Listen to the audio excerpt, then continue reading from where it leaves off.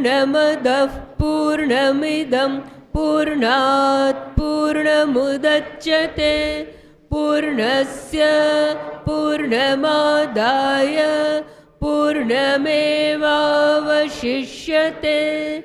ॐ शान्ति शान्ति शान्तिः। हरिः ॐ। श्री गुरुभ्यो नमः। हरिः ॐ।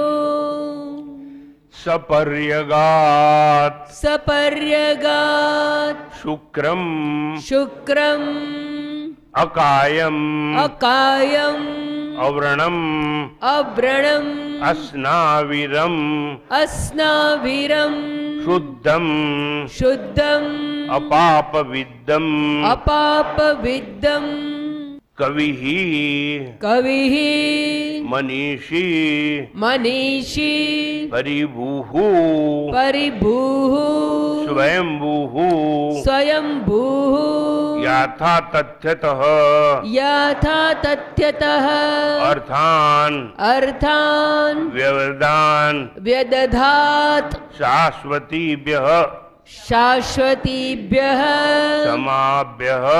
समाभ्यः। तो અહીં આવ્યું કબીર મનીષી. આત્મા વિશે ઘણી ઘણી વાતો કરી, પણ આત્માને કવિ કહેવામાં આવે છે એવું કોઈ ઉપનિષદમાં ક્યાંય, વેદોમાં ક્યાંય સમજાવવામાં આવ્યું નથી. એટલે જો તમને કોઈ કવિ મળી જાય તો મનોમન પગે લાગજો.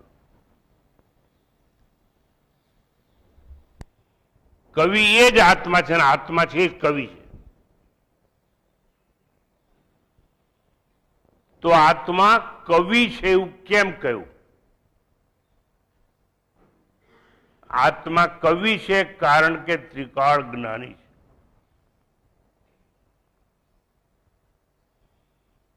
આને સત્ય હકીકતથી મનમાં લેજો, બાકી તમને સમજાશે નહીં. તમારું મન તમને આવી વસ્તુ માનવા દેશે નહીં.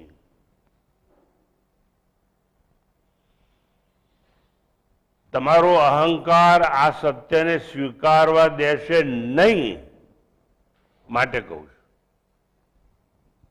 ઉપનિષદના આ શબ્દો સમજવાનો પ્રયત્ન કરજો શુદ્ધ મનથી, પ્રતિક્રિયા રહિત મનથી. એટલે જે તમારું માઇન્ડ રિએક્શન ફ્રી હોય, ફ્રી ફ્રોમ રિએક્શન, એવા મનથી સ્વીકારજો તો સમજાશે આત્મા કવિ. કવિ એટલે ત્રિકાળ જ્ઞાની. ત્રિકાળ જ્ઞાની એટલે એને ભૂતકાળનું બધું જ ખબર છે, વર્તમાનનું બધું જાણે છે, અને ભવિષ્યમાં જે જે થવાનું છે એ પણ એને ખબર છે. આવી રીતે ત્રિકાળ જ્ઞાની હોવાથી એને કવિ કહેવામાં આવે છે. કાળ એટલે સમય, સમય એટલે યમરાજ, એટલે યમરાજ એટલે ન્યાયાધીશ. કોને કેટલું જીવવું એવું નહીં, કોને કેટલું જીવાડવું એવું નક્કી કરનાર આ કાળ. કોને ક્યારે જન્માવવું એ નક્કી કરનાર કાળ. કોને કેવો સીધો રાખવો કે ઊંચો નીચો ખળભળતો કરવો એ નક્કી કરે એ કાળ. સીધા ચાલજો, કાળ પાસે રસ્તો છે.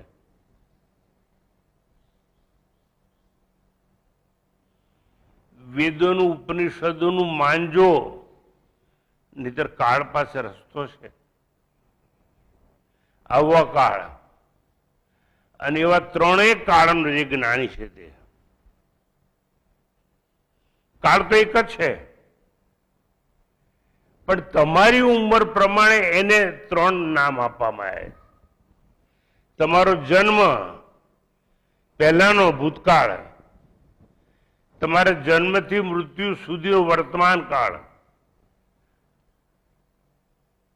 અને તમારા મૃત્યુ પછી પુનર્જન્મનો થાય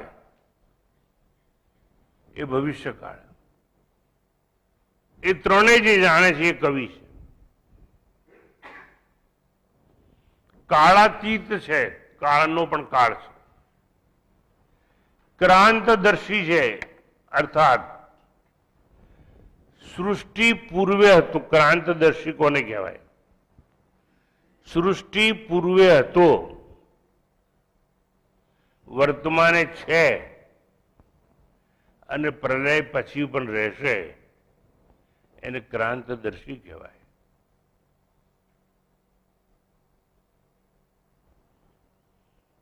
જન્મથી મૃત્યુ વચ્ચે છે વર્તમાનમાં. તમારા જન્મ પૂર્વે હતો, મૃત્યુ પછી રહેશે, એટલે ક્રાંતદર્શી છે અને કવિ કહેવામાં આવે છે. કવિ શબ્દ વિસર્ગ આવે અને એમાં રસોઈ આવે. કવિ શબ્દ પૂર્વ વર્ણને ધાતુથી બન્યો છે. આ ટેકનિકલ સંસ્કૃત જાણનારા માટે.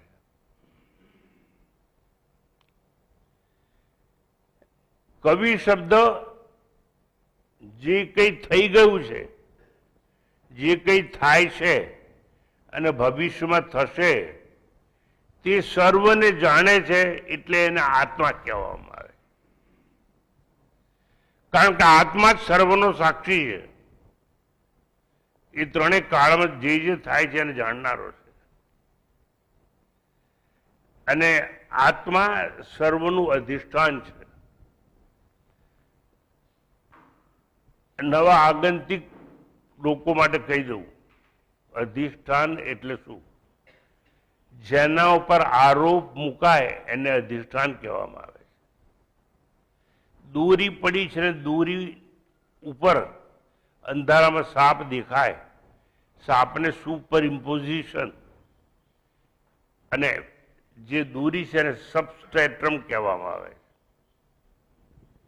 સબસ્ટ્રેટમ એન્ડ સુપર ઇમ્પોઝિશન એટલે એક કોઈ આરોપ, જે સાપ આરોપ છે એટલે લાદવામાં આવે. અને એ પહેલા દોરી તો ત્યાં હતી જ, જેને અધિષ્ઠાન કહેવામાં આવે છે.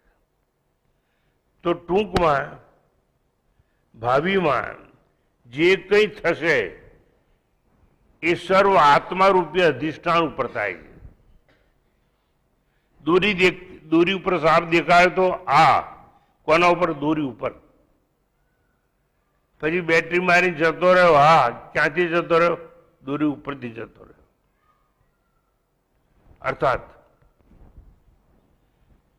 જે કંઈ થાય છે ઘટના, એ ઘટના અધિષ્ઠાન ઉપર થાય છે. સાપ જોઈને તમે ડરી ગયા? હા. કેમ ડરી ગયા?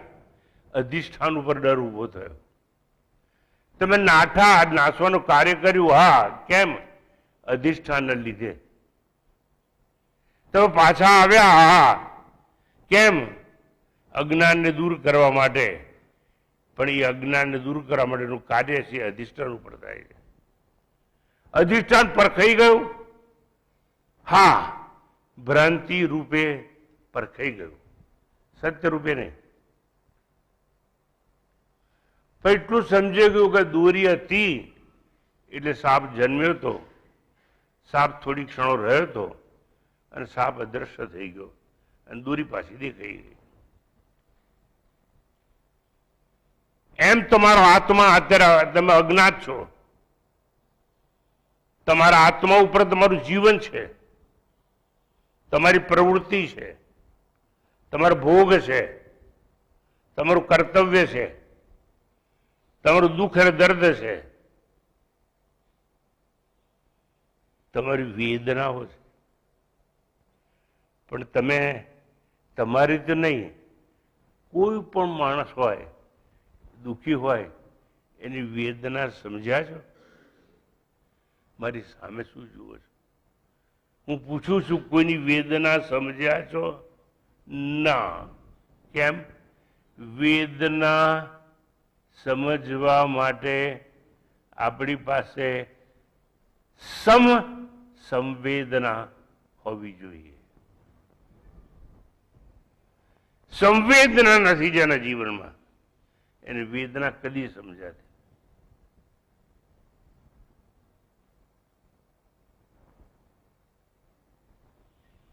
હું બોલું છું, ગમે છે? હા. ગળે ઉતરે છે થોડું થોડું, નથી સમજાતું થોડું થોડું, સમજાય છે થોડું થોડું. કેમ? સંવેદનાના પ્રમાણ મુજબ સમજાય. હું બોલતો હોઉં પણ મારે તમારી ભીતર ઉતરવા માટે ઓગળી જવું પડે, પીગળી જવું પડે, એ મારી વેદના છે.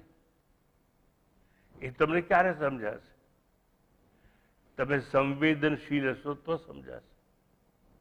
માત્ર સંવેદનશીલ નહીં,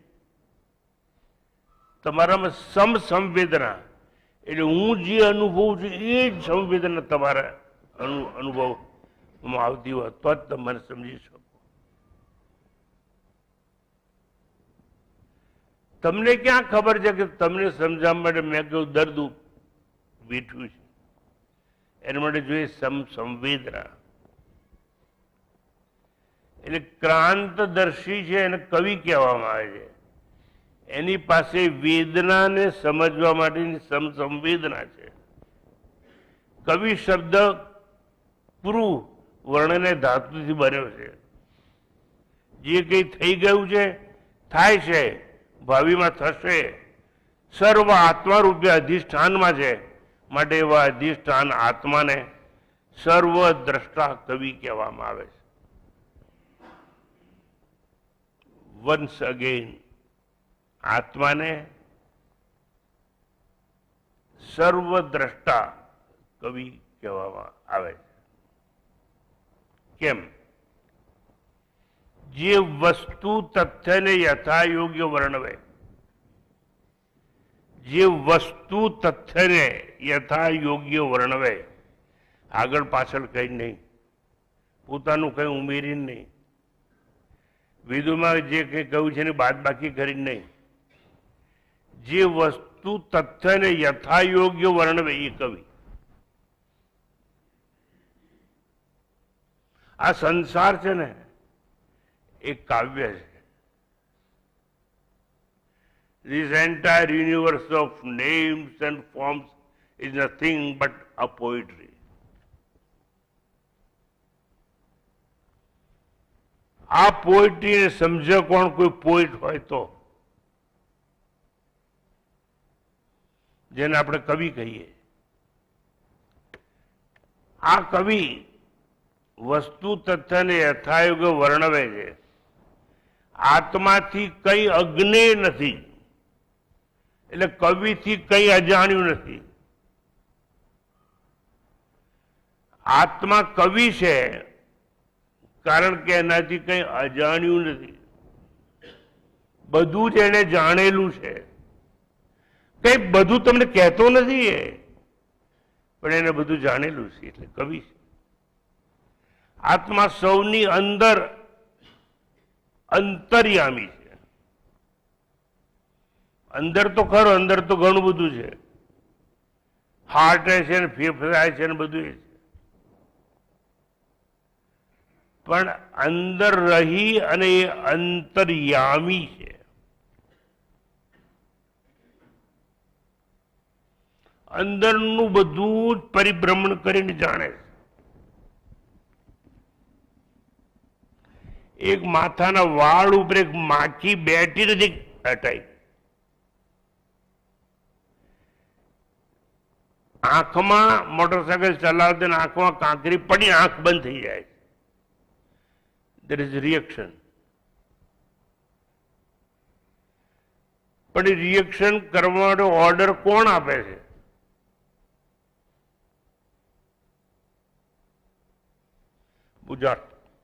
જાણવા જેવું છે.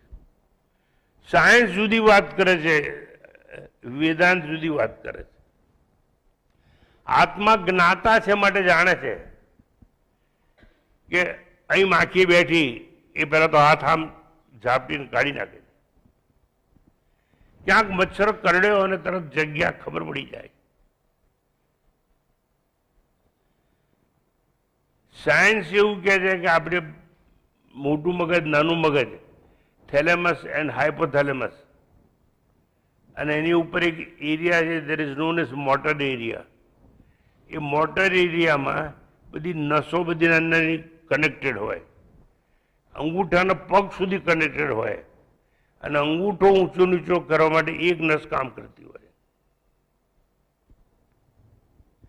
આ વિજ્ઞાન કહે છે. આપણા આખા શરીરની અંદર મોસ્ટ ઇમ્પોર્ટન્ટ કોઈ પોર્શન હોય તો that is known as hypothalamus.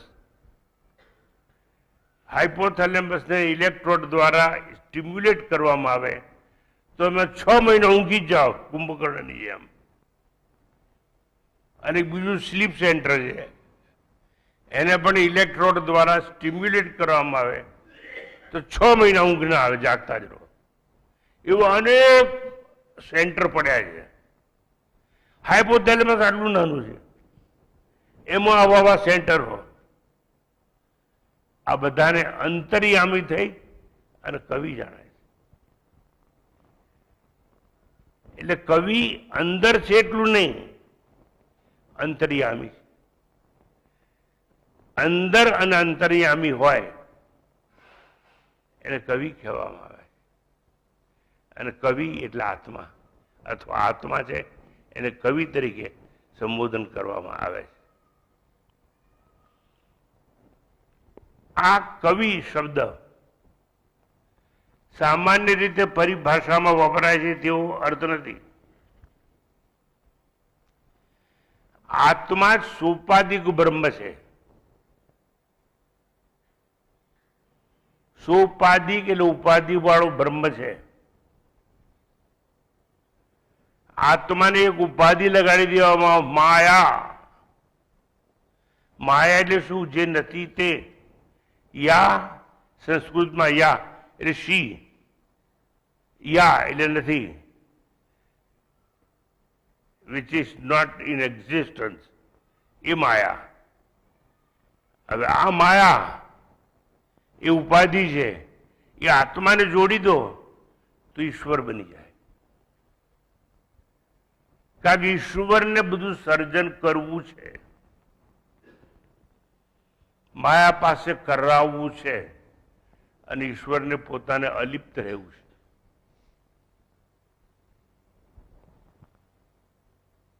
એ અલિપ્ત રહે છે એ કવિ છે. અર્થાત આત્મા સોપાધિક બ્રહ્મ છે, ઈશ્વર છે, જગતનું અભિન્ન નિમિત્તોપાદાન કારણ હોવાથી કાર્યમાં જે કઈ કાર્ય જગતમાં થાય બધાને જાણે છે, સૌને જાણનારો છે, એટલે એ કવિ કહેવામાં આવે છે. કાર્ય વિશે બધું જ જાણે, ભોગ વિશે બધું જ જાણે, ભોગની સમાપ્તિ વખતે દર્દને જાણે, એ કવિ. ઈશ્વર રૂપે સર્જનહાર હોય, સર્જનની દરેક સર્જિત થયેલી વસ્તુને જાણે, એ કવિ છે. કવિ ઉપરાંત સર્વજ્ઞ હોવાથી પણ આત્માને કવિ કહેવામાં આવે. એ સર્વજ્ઞ છે એટલે પણ કવિ કહેવામાં આવે છે.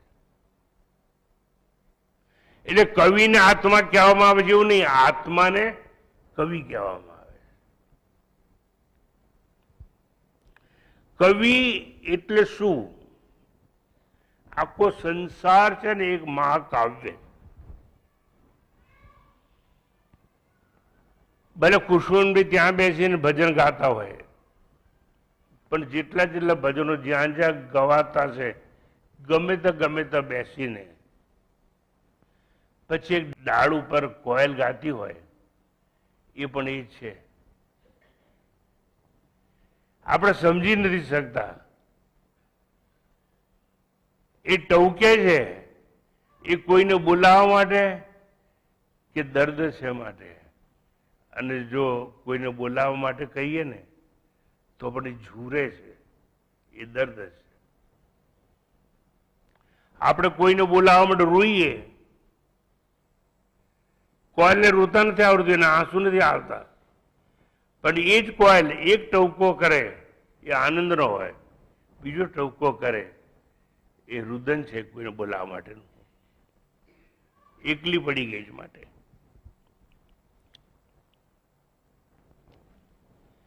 આ સંસાર એક કાવ્ય છે. સૃષ્ટિ રૂપી કાવ્યનો આરંભ નથી.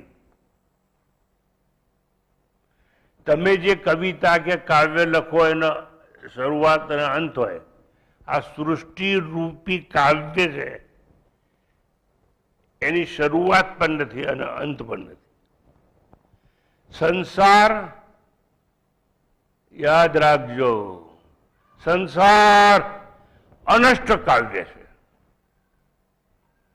કેવું કાવ્ય છે? અનષ્ટ, નષ્ટ ન થાય એવું કાવ્ય છે.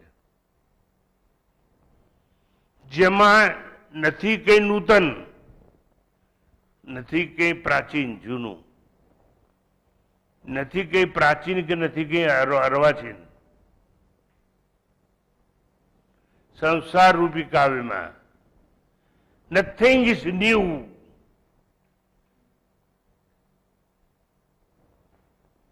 અને રિજેક્ટ કરી શકાય એવું પણ કઈ નથી. આવું જે જાણે છે એને કવિ કહેવામાં આવે. પશ્ય દેવસ્ય કાવ્યમ, પશ્ય દેવસ્ય કાવ્યમ ન મમાર ન જીર્યતિ, ન મમાર ન જીર્યતિ. આ એક એવું કાવ્ય છે કે જેનો આરંભ પણ નથી અને અંત પણ નથી, વર્તમાન પણ નથી. એટલે અનષ્ટ કાવ્ય છે. આત્મા દેવના સૃષ્ટિ રૂપી કાવ્યમાં, આત્મા દેવના સૃષ્ટિ રૂપી કાવ્યમાં નથી વિનાશ, નથી જીર્ણતા, નથી પ્રાચીનતા, નથી અર્વાચીનતા.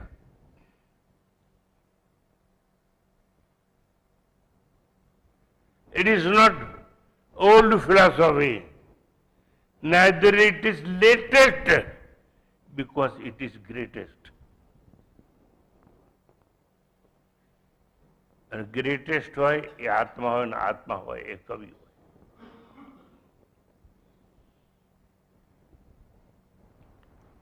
કવિ એટલે કોણ?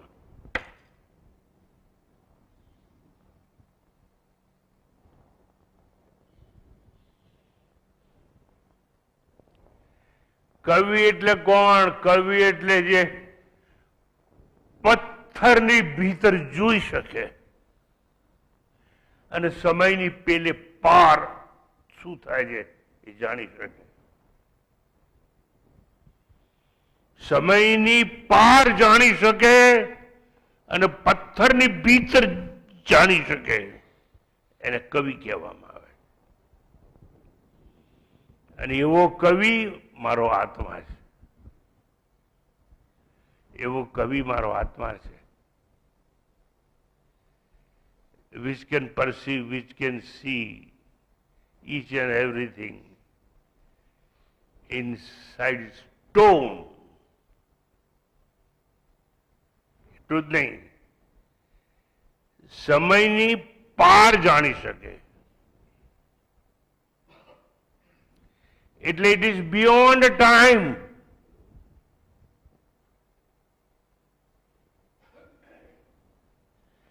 બિયોન્ડ ટાઈમ કેમ?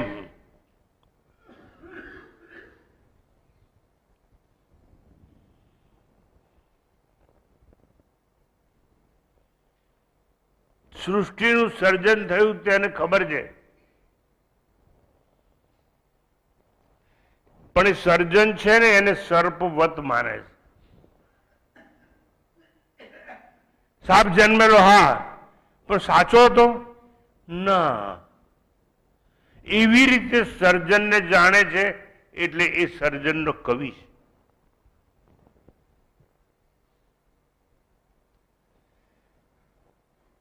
નહીં સમજાયું સ્વામીજી? સમજાઈ દઈએ. તમને સપનું આવ્યું હતું? હા. સપનું શરૂ થયું હતું? હા. પછી અંત આવી ગયો? હા. સપનું સાચું હતું? ના. તો આ જગત સાચું નથી, એટલે એને સ્વપ્નવત કહેવામાં આવે. It is like A dream. The one who knows that entire universe is nothing but it's a dream. આપણે પણ આ ડ્રીમ હોઈએ, સ્વપ્ન જોઈએ મનુષ્યનું, એ વ્યષ્ટિનું ડ્રીમ કહેવાય, પેલું સમષ્ટિનું ડ્રીમ કહેવાય. અને એક મહાન કાવ્ય છે, સમષ્ટિનું ડ્રીમ છે, એ મહાન કાવ્ય છે. સ્વપ્નો આવ્યા અને ગયા, સ્વપ્નો આવ્યા અને ગયા, બસ એવી રીતે આ સર્જન થયું, પ્રલય આવ્યો અને ગયો.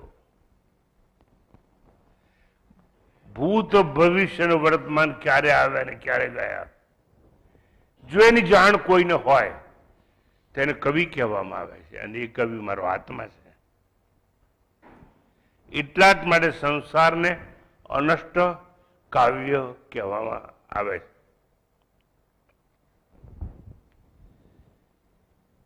જે સૃષ્ટિ ઉપર સુખની સુવાસ ફેલાવે,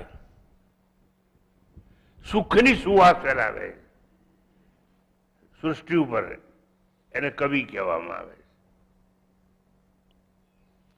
કમ સુખમ વાતી ઇતિ કવિ.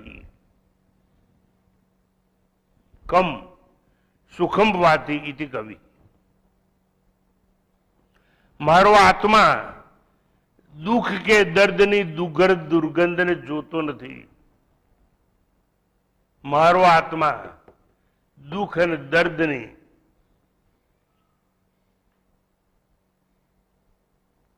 સ્પર્શતો નથી, જોતો નથી. દુઃખ અને દર્દનું વિચારતો નથી. દુઃખ અને દર્દનું મનન કરતો નથી. મારો આત્મા દુઃખ અને દર્દનું મનન કરતો નથી. જો દુઃખ અને દર્દનું મનન કરે તો માણસ બની જાય.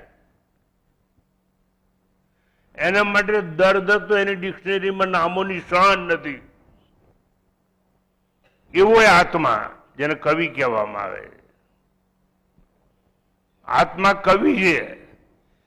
સંવેદનાને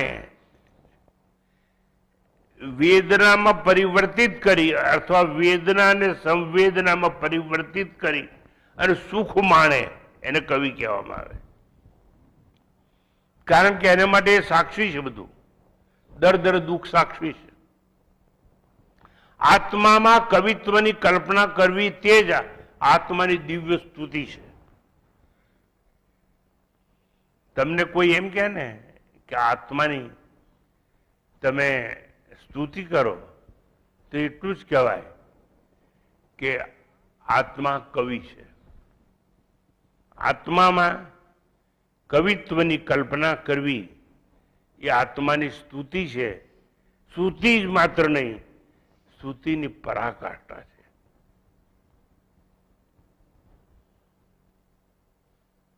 કવિ છે. હા, કેવો છે? મને કાનમાં ગૂંજે એને ગાન ગગનમાં સૂજે. મને કાનમાં ગૂંજે અને ગાન ગગનમાં સૂજે એ કવિ છે.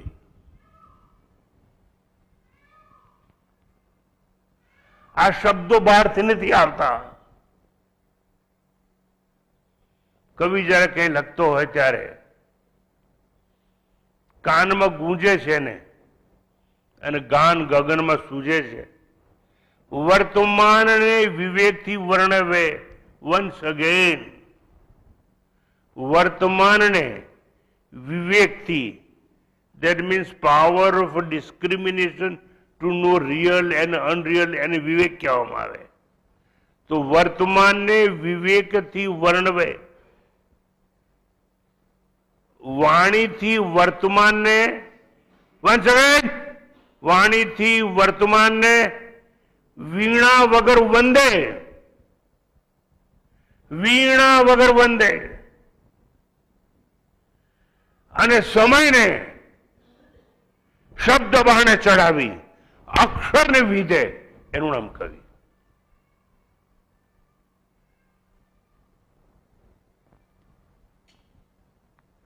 સમયને શબ્દ બાણે ચડાવી અક્ષરને વિધે, એનું નામ કવિ.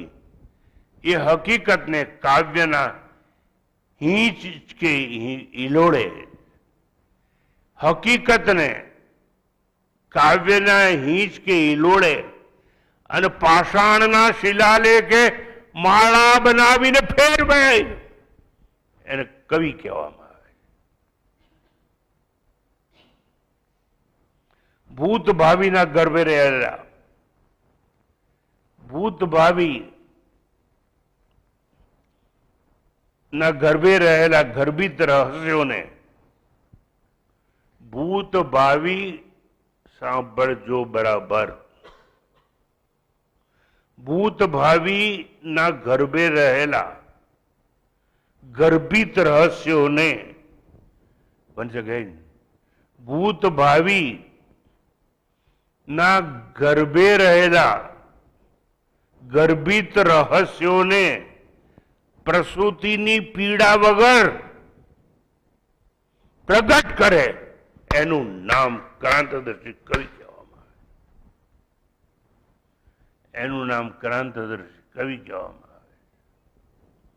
પ્રસૂતિની પીડા વગર પ્રગટ કરે, એનું નામ ક્રાંતદર્શી કવિ કહેવામાં આવે.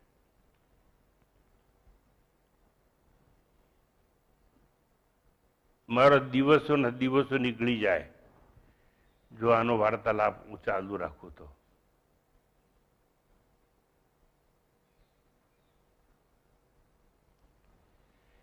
દિવસોના દિવસો નીકળી જાય છતાં એક પણ વ્યક્તિ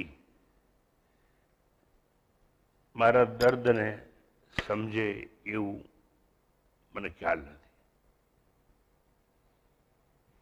આ કવિની એક દુર્દશા છે.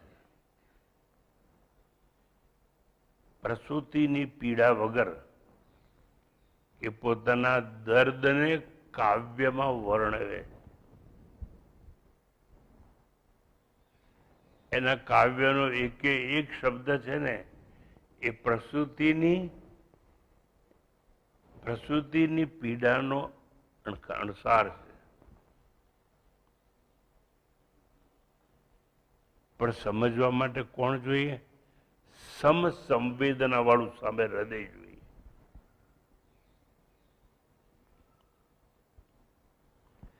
બુદ્ધિમાન મનુષ્ય ને ઘણીવાર કવિ કહેવામાં આવે છે, અને એટલે આત્માને મનીષી પણ એવું નામ આપવામાં આવ્યું છે. કવિ મનીષી, જે મનનું નિયંત્રણ કરે અને શમન કરે એને મનીષી કહેવામાં આવે છે.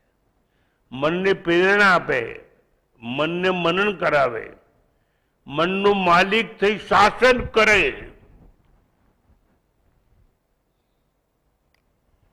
માય ડિયર સર,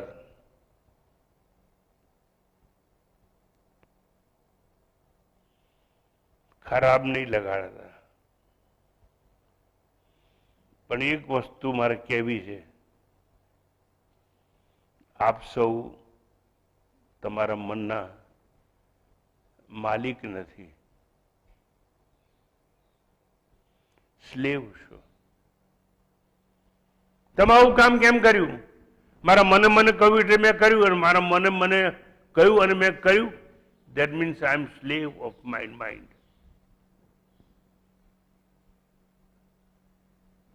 તું આવું કર તો જલ્દી પૈસા વાળો થઈ જઈશ. આમાં કઈ ખોટું નથી. આ બધી આખી દુનિયા એવું જ કરે છે. કોણ સેલ ટેક્સ છુપાવતું નથી? કોણ ઇન્કમ ટેક્સ છુપાવતું નથી? એટલે બધા કરે છે, તું કર. બધા જ કરે છે. હા, તો કરું તો કર. અને મેં કરી નાખ્યું. આઈ એમ સ્લેવ ઓફ માય માઇન્ડ. પણ ગમે તે દુઃખ સહન થશે, હું હિંસા નહીં કરું, હું ખોટું નહીં કરું. અને મારું મન કહે છે તો કરીશ જ નહીં. That means I am master of my mind. કવિ મનીષી આવું ના કરે.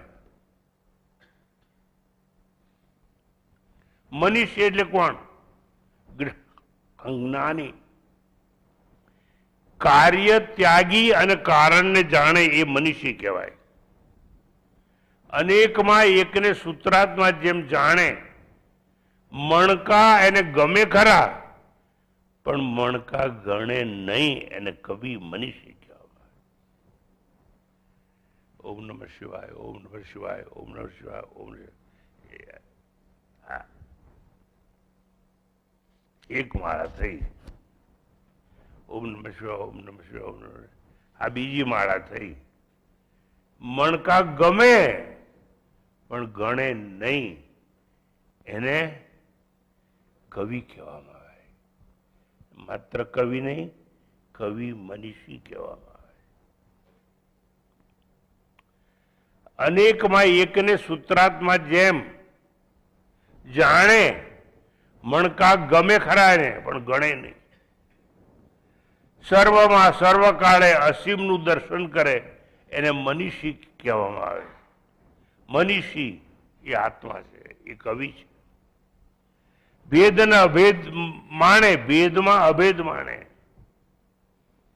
ઉપાધિ ત્યાગી નિરુપાધિકને આલિંગન કરે એને કવિ કહેવામાં આવે. ઉપાધિ ત્યાગી અને નિરુપાધિકને આલિંગન કરે. તમે કોઈના બાપ છો? હા. તમારો બેટો છે? હા. તમારી પત્ની છે? હા. તમારા કાકા છે? હા. તમારા મામા છે? હા. એટલે આ બધી ગણતરી છે. તમારા આટલા આટલા છે, તમે ગણો છો. આટલા બધા નથી, બધા એક જ છે. એ મામામાં આત્મા છે, ને કાકામાં આત્મા છે, ને ભત્રીજામાં આત્મા છે. એકમાં વળી ગણતરી ક્યાં? એકમાં તો ગમે એવું કંઈક હોય. ગણવાનું ના હોય, ગમવાનું હોય. એટલે ઉપાધિ, આ બધી ઉપાધિ છે. મામા, કાકા, ફઈ, ફુવા, દાદા, આ બધી આપણી ઉપાધિ હોય. I am wife of somebody. એ વાઇફ એટલે શું? ઉપાધિ છે એ બધી. ઉપાધિને ત્યાગી દેવાની. જે નિરુપાધિક છે, ઉપાધિ વગરનો, એ આત્મા છે. અને એ આત્મા કવિ છે. અને એને આલિંગન કરવાનું. આવી રીતે બહુ સુંદર રીતે અહીંયા આપણને સમજાવવામાં આવેલું છે. કવિ મનીષી. ત્યારબાદ એક સુંદર શબ્દો જોડવામાં આવે છે. પરિભૂભુ. પરિભૂ એટલે જે સર્વોપરી છે તે આત્મા કહેવામાં આવે. સર્વોપરી છે, સૂક્ષ્મ છે, સર્વાધિષ્ઠાન છે, સર્વનું અધિષ્ઠાન છે. સબસ્ટ્રેટમ of everyone which is known as names and forms. There is our universe. પ્રત્યક્ષ અને પરોક્ષથી જે પર છે, જે વાચાતીત છે, દેશ અને કાળથી અપરિચ્છિન્ન છે, ક્ષર અક્ષરથી અને ઈશ્વરથી પર, ક્ષર અક્ષર અને ઈશ્વરથી પર.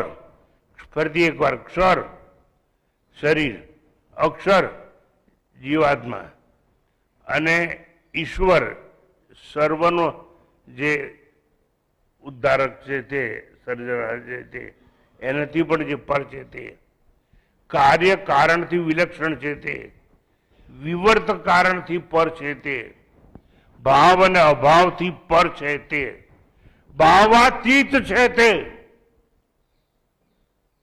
ભાવાતીત, જે સૌને ઓળંગી પરાભૂત કરી સર્વશ્રેષ્ઠ સર્વોત્કૃષ્ટ છે, એને પરિભૂ કહેવામાં આવે છે. પરિભૂ સાદી ભાષામાં લોકો પરમ શબ્દ વાપરે છે, that is not at all proper. પણ એમનો અર્થ જાણ્યા વગર વાપરવાનું નહીં. પરમ એટલે દેશ કાળ અને વસ્તુથી જે પર હોય તે. અને આ જગતમાં કોઈ સ્થળ એવું નથી કે જે સ્થળ પરમ હોય.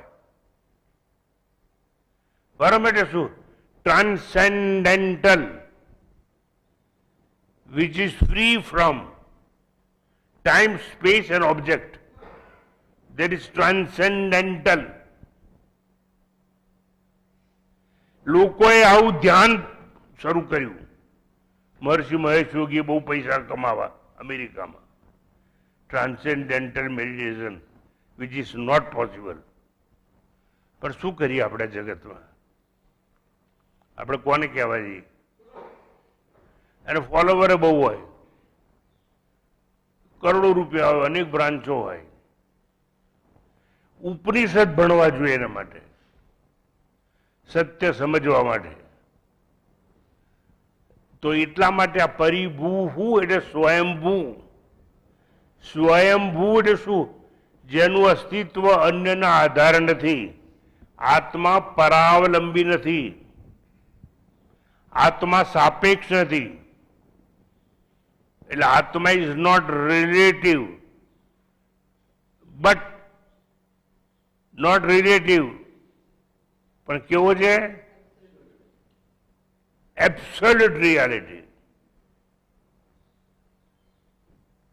આ મારી વાઈફ છે, that is in relation to husband, she is wife.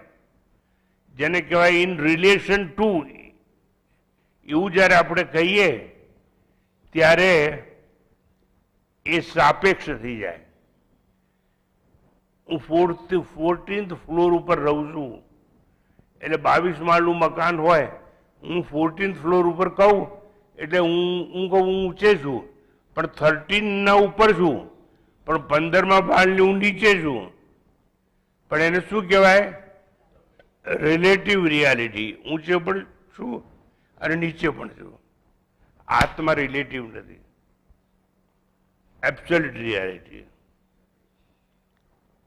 હવે આત્મા અસતની અપેક્ષાએ સત છે એવું નથી. જગત અસત છે માટે આત્મા સત છે એવું નહીં. જગત જન્મેલું છે માટે આત્મા અજન્મા છે એવું નહીં. That is relative reality.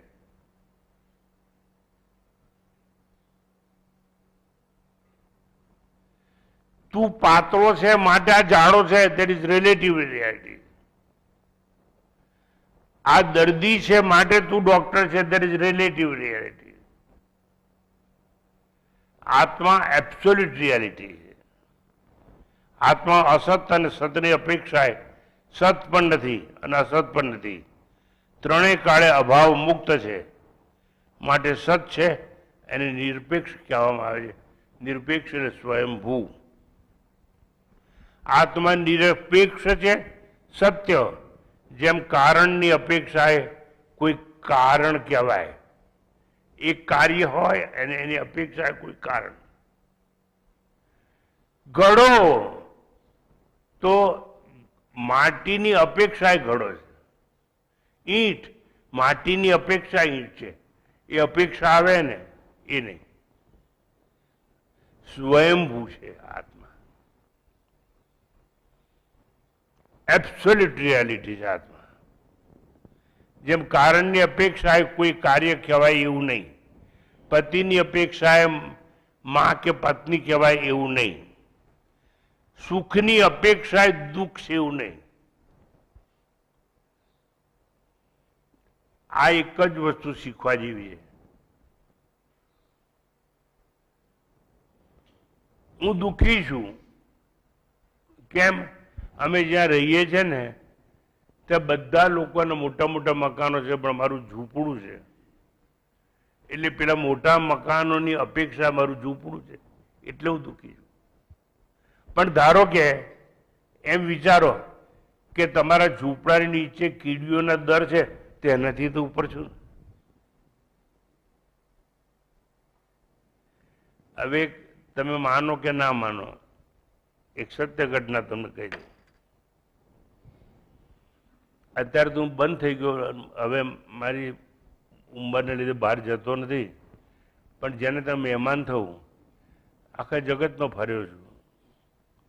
જાપાનમાં 8 વાર પ્રવચન કર્યા છે, જાપાન જેવા દેશમાં. અને મારી કેવી એવું છે કે ભણેલો માણસ હોય ને, સામાન્ય માણસ ભૂલ કરે, અને ભણેલો હોય ને એ બ્લન્ડર કરે. મેં એવું બ્લન્ડર કરેલું. હું જાપાનમાં ગયો, મને જાપાનીઝ ભાષા આવડતી નથી. મને 32મા માળે હોટલમાં ઉતારવામાં આવેલો.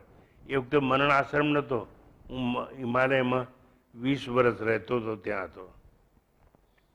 આપણે તો ભાઈ હિમાલયથી ગયેલા, આપણે કે બહુ જગત જોયેલું નહીં, અને આપણને ખબર પડી જાપાન જવાનું છે પ્રવચન માટે. પછી તેની કરન્સી પણ મને કંઈ ખબર નહીં. 1 લાખ યેન મારા પ્રવચન પછી મને એ લોકો આપતા હતા. મેં ના લીધા, કારણ કે સિદ્ધાંત મારો એવો હતો કે નહીં લેવાનું. હવે જે હોટલમાં મને રાખેલો ને, એટલે મેં એ લોકોને એમ કહ્યું કે આ એસી તમે ઓછું કરો, કારણ કે હું તો હિમાલયમાં જાઉં છું, મારે તો બરફમાં જ રહેવાનું હોય. તો કે આ સેન્ટ્રલી એસી હોટલ છે, એમાં એવું થાય નહીં. તો મેં કીધું તમને વાંધો ના હોય તો આ પડારી બહાર છે એમાં સૂઈ જવું? તો કે નહીં, બહાર નહીં શું. પછી મેનેજરને બોલાયો. મને જાપાનીઝ આવડે નહીં. પછી એક છોકરી આવી, એ છોકરી ઇન્ટરપ્રિટર હતી, એને આવડે. એટલે એને એમ કહ્યું કે આ કહે છે કે આ ઠંડક કરો વધારે એમ. તો કે એવું કહો, એને કહો કે ફર્સ્ટ ક્લાસની રૂમ છે એ લઈ લે. એટલે મને કીધું પેલી છોકરીએ કે તું આ કોમન રૂમ છે, ફર્સ્ટ ક્લાસની રૂમમાં જા.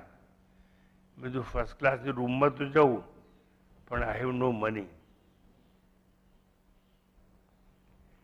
એ વખતે મારા ખિસ્સામાં 1 પૈસો ના હોય, અને હું ટ્રાવેલ કરતો હતો આખા વર્લ્ડમાં. અત્યારે મારી જોડે કોઈ હોય, એટલું જ છે. હવે મેં કીધું ફર્સ્ટ ક્લાસની રૂમમાં તો ભાડું બહુ હોય. તો મને કે યુ આર મોંક. એટલે આ બુદ્ધ સાધુને મોંક કહેવાય. એનું યસ, મેં તો I am monk from Himalaya. Okay, free.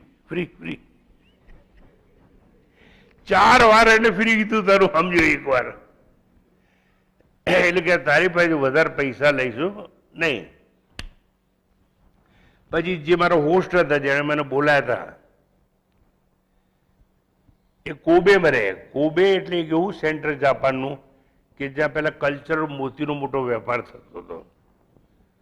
અને બોમ્બેમાં એ લોકો, એનો એક ભાઈ હતો એ બોમ્બેમાં રહે, જેને મને બોલાયા હતા, નાનો ભાઈ, એ જુહુમાં. હવે પેલું જાપાનીઝ તો આવડે નહીં, એટલે મેં કીધું રેડી, હું જઈશ. પછી મજા આવી ગઈ. પછી પેલા ભાઈનો ફોન આવ્યો કે તમારી પ્લેનની ટિકિટ બુક કરી છે, તમે ઓસાકાથી કોબે, એટલે ઓસાકાથી કોબે પ્લેનમાં આવજો. એટલે મારું ડાપણ જુઓ, blunder. No no no no, I will come by bullet train, I don't want to come by air. એવું મેં કહ્યું. મને ખબર નહીં, બુલેટ ટ્રેનના પૈસા 3 ગણા હોય અને પ્લેન સસ્તું હોય. મને એમ કે આ લોકોના પાસે વધારે ખર્ચો શું કામ કરાવીએ આપણે તો મહેમાન છીએ. પછી ખબર પડી જઈને કે ભાઈ આ તો બહુ મોંઘી છે ટ્રેન બુલેટ, અને બહુ જલ્દી પહોંચાડી દે. તમે તમારે હોટલથી એરપોર્ટ જાઓ ને એટલામાં તો પેલી બુલેટ ટ્રેન ત્યાં પહોંચી ગઈ હોય. કહેવાય એટલું જ માગતો હતો. જેટલી વાતો થઈ બહુ સારી રીતે એને સમજવાનો પ્રયત્ન કરજો. અને દાખલો મેં એટલે આપ્યો કે હું જેના ઘેર મહેમાન થઉં ને પછી એ પૂછે કેવું લાગ્યું, તમને ફાવ્યું, ખાવાનું બરોબર હતું ને, રહેવાનું કયો, અરે રૂમ બહુ ફર્સ્ટ ક્લાસ હતો, ખાવાનું ગમ્યું. એટલે હું 1 મિનિટ વિચાર કરું અને પછી વિચાર કરું. હું નારાયણ આશ્રમ હતો તો આખું વર્ષ કંઈ મળે જ નહીં, અને આખું વર્ષ બટાકા જ હોય અને સફરજન હોય. નવું હોય તો સફરજનનો રસ મળે, અને આખું વર્ષ સફરજન ખાઓ કે બટાકા ખાઓ. શાક મળે તો મળે, ના મળે તો ના મળે. એટલે તરત હું પાસ્ટમાં જવું અને એ બધું વિચારવું અને પછી કહું અહીં તો ગોટા છે, અહીં તો બરફી છે, અહીં તો આ શ્રીખંડ છે. હા, બધું બહુ સરસ હતું, પણ શું કરતો હતો, પાછળ કમ્પેર કરતો હતો. શું કરતો હતો, કમ્પેર કરતો હતો કે નારાયણાશ્રમમાં મળતું તું એના કરતો તો કેટલું સારું છે એમ. હવે પેલો દાખલો યાદ કરો. સ્કાય સ્ક્રેપર બિલ્ડિંગ હોય, એની વચ્ચે એક માણસ ઝૂંપડું બાંધીને રહે છે, તો in comparison two sky scraper building એને એમ લાગે છે કે આમ દુઃખી છું. એને શું કરવાનું એ કહું, એના ઝૂંપડાની આજુબાજુ કીડી મકોડાનો દર હોય, એનો વિચાર કરવાનો કે કીડી મકોડા ક્યાંયથી ખાવાનું હોધી લાવે છે અને અંદર રહે છે, અને નો બેડરૂમ કશું એના કરતા તો હું સુખી છું. સમજ્યા તમે? આજે મેં તમને કવિ વિશે જેટલી વાતો કરી ને એમાં થોડુંક વિચારજો કે આપણે કોઈની અપેક્ષામાં નહીં, કોઈની કમ્પેરિઝનમાં કદાપી નહીં. આના લીધે આવું છે એવું નહીં, તો તમે સુખી હશો. દુઃખ તમને સ્પર્શ નહીં કરે, પણ જો કમ્પેરિઝન કરીને તો તમે દુઃખી છો. આનો પગાર આટલો છે ને મારો પગાર આટલો છે એવું નહીં. આનો બંગલો છે ને મારે સાદું મકાન છે એવું નહીં. આની પાસે ઓનરશીપનું મકાન છે, મારી પાસે ભાડાનું છે એવું નહીં. છે તો ખરું ને? હા. હવે હમણાં મેં 2 દિવસ પહેલા સ્વામીજીને કહ્યું કે એક મેસેજ મોકલો શિબિર માટે, કે જેની રૂમ છે ને એ લોકોએ 1 ઓક્ટોબર સુધીમાં એ લોકોને શિબિરમાં આવવું છે કે નહીં એવું કહી દેવું, જેથી કરીને એ લોકો ના આવવાના હોય તો એ રૂમ અમે બીજાને આપી શકીએ. સારું. આ મનન આશ્રમમાં કોઈ પણ રૂમ કોઈની માલિકીની નથી. આ for your information for the first time તમને કહું છું. Each and every one is donor, nobody is honour. આ બધી રૂમો છે એના પર નામ લખ્યા છે કે ફલાણા ફલાણાની રૂમ. અને અમારો નિયમ કેવો છે, એ જીવે ત્યાં સુધી રહે. જેવા એ ભાઈ ગયા પછી જેને રૂમ જોઈતી આવી જવાની. આ રૂમો કેટલા પડે છે? 1.25 લાખમાં. આજે સામાન્ય એક બાથરૂમ નહીં થાય.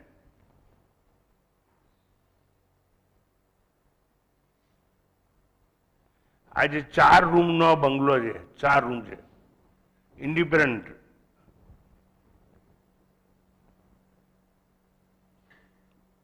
$10-11 લાખમાં તમને આખી જિંદગીભર વાપરવા મળે.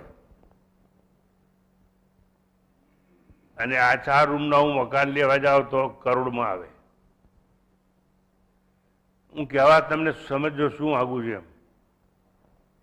આ મેં વિચાર્યું કે જો હું આત્મા છું તો બધું જ મારું છે, તો નાનકડી રૂમને મારી કેમ કરવી? શા માટે? દુઃખી થવાનો ધંધો ઊભો કરો. મનનની બ્રાન્ચ ક્યાંય નથી. મનનમાં જેટલી રૂમો છે ને એમાં કોઈની માલિકી નથી. બધા ડોનર છે, ઓનર કોઈ નહીં. ઓનર થવામાં જ દુઃખ છે.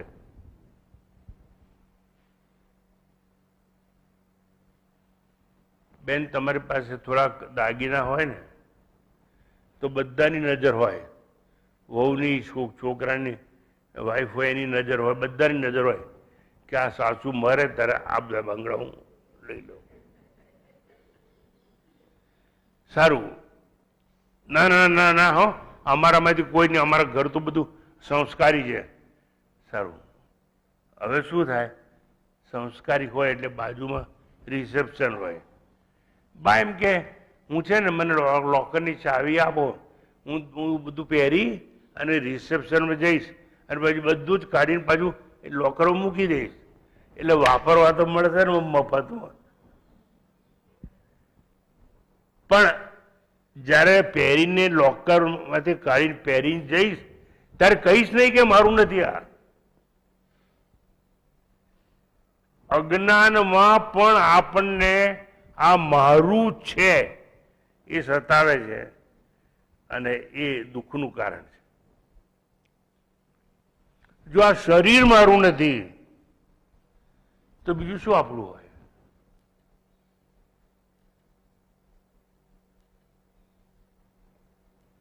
આપણું કઈ નથી એટલે જ બધું જ આપણું છે.